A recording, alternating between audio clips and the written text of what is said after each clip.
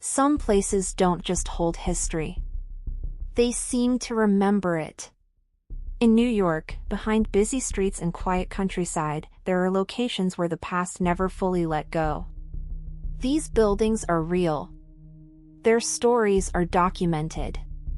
And in many cases, they're still standing today. Visitors, staff, and locals continue to report encounters they can't explain.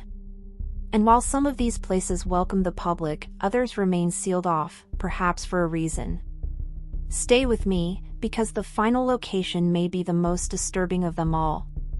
The House of Death, New York City, New York. This unassuming brownstone in Manhattan's Greenwich Village looks like any other historic home. Built in the 1850s, it has housed writers, artists, and families for over a century. But its calm exterior hides a long and unsettling history. Local records describe decades of tragedy inside the building, including unexplained deaths, fatal accidents, and at least one reported suicide. The most well-known resident was writer Mark Twain, who lived there briefly in the early 1900s after losing his wife.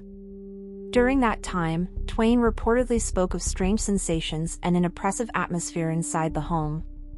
Visitors and residents claim to have seen full-body apparitions on the upper floors, including a young girl believed to be connected to an earlier tragedy. Multiple reports describe shadow figures watching from doorways, disembodied voices, and objects moving on their own. According to longtime tenants, these encounters often occur late at night when the building is silent. What makes this place especially disturbing is its location. Surrounded by cafes, students, and city life, the house blends perfectly into the neighborhood.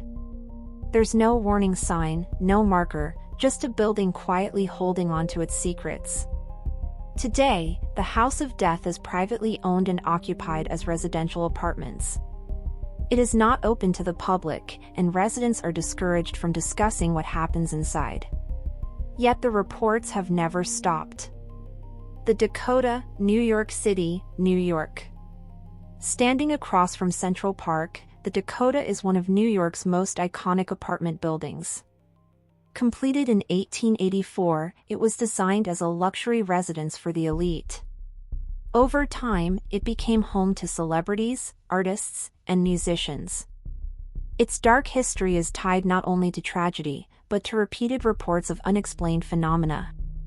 The most infamous event occurred in 1980, when musician John Lennon was murdered just outside the building's entrance. While this alone marked the Dakota in public memory, stories of paranormal activity predate that night by decades. Residents and visitors claim to have seen a young girl wandering the hallways, often near stairwells or elevators. Others report hearing phantom footsteps, whispered conversations, and piano music coming from empty apartments. According to local accounts, even Lennon himself reportedly mentioned seeing a ghostly woman in the building before his death. What makes the Dakota unsettling is the contrast between elegance and fear. It is not abandoned, not decaying, and not forgotten. Life continues inside its walls, even as some residents privately acknowledge things they cannot explain. The Dakota remains a private residential building. Visitors are not allowed inside, and security is strict.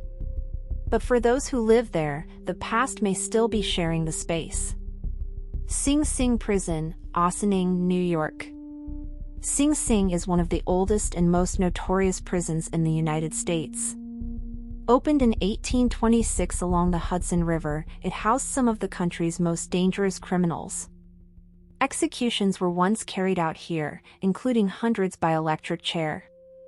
The prison's history is filled with violence, despair, and death. Inmates lived under brutal conditions, and many never left alive. According to historical accounts, the electric chair room was a place of intense fear, with witnesses describing a heavy silence before executions took place. Correctional officers and staff have reported hearing cell doors slam shut in empty corridors, voices calling out names, and footsteps pacing behind them when no one is there. Some claim to have seen shadowy figures standing inside locked cells. These reports are often dismissed publicly, but quietly shared among those who work there. What makes Sing Sing particularly disturbing is that it never stopped operating. The suffering did not end with history, it simply continued in different forms. Sing Sing Prison is still an active correctional facility and is not open to the public, aside from limited historical tours in certain areas. Many of the most active locations remain off-limits. The Hinsdale House, Hinsdale, New York. Hidden deep in rural western New York, the Hinsdale House is a small, isolated farmhouse built in the mid-1800s. Unlike urban locations, there is nothing nearby, no traffic, no neighbors, no distractions. The house became infamous in the 1970s after a family reported extreme paranormal activity. According to documented accounts, the family experienced violent disturbances, unexplained illnesses, and what they believed to be demonic oppression. Investigations followed, including visits from clergy and paranormal researchers. Visitors claimed to hear growling sounds, whispers, and footsteps throughout the house. Multiple reports describe being scratched or pushed by unseen forces. Some say they feel intense dread the moment they enter, while others report nausea or sudden panic. What sets the Hinsdale house apart is its isolation. There is nowhere to escape the silence, and no logical source for the sounds reported. Many investigators refuse to return after a single visit. Today, the house is privately owned but occasionally opened for controlled paranormal investigations. Visitors are warned not to enter alone, and some areas are restricted due to the severity of reported activity. Rolling Hills Asylum, East Bethany, New York. Originally built in 1827 as a poorhouse, Rolling Hills Asylum later became a medical facility, housing the sick, the mentally ill, the disabled, and those with nowhere else to go. Many were admitted against their will, and conditions were often inhumane. Records show that patients were confined in small rooms, restrained for long periods, and subjected to experimental treatments. Death was common, and many bodies were buried on the property without proper markers. Multiple reports describe apparitions roaming the hallways, including a tall male figure known as the Shadow Man. Visitors claim to hear children crying, doors slamming, and voices calling for help. According to local investigators, the activity is constant and aggressive in certain areas. What makes Rolling Hills the most disturbing is the scale of suffering. This was not one tragedy, but generations of pain layered into a single building. The sense of abandonment is overwhelming, even in daylight. Today, Rolling Hills Asylum operates as a historical site and paranormal investigation location. It is open seasonally, but visitors are warned to follow strict rules and avoid certain areas after dark. New York's past is not buried. In some places, it still breathes through the walls, lingers in the hallways, and waits in silence. These locations remind us that history doesn't always fade.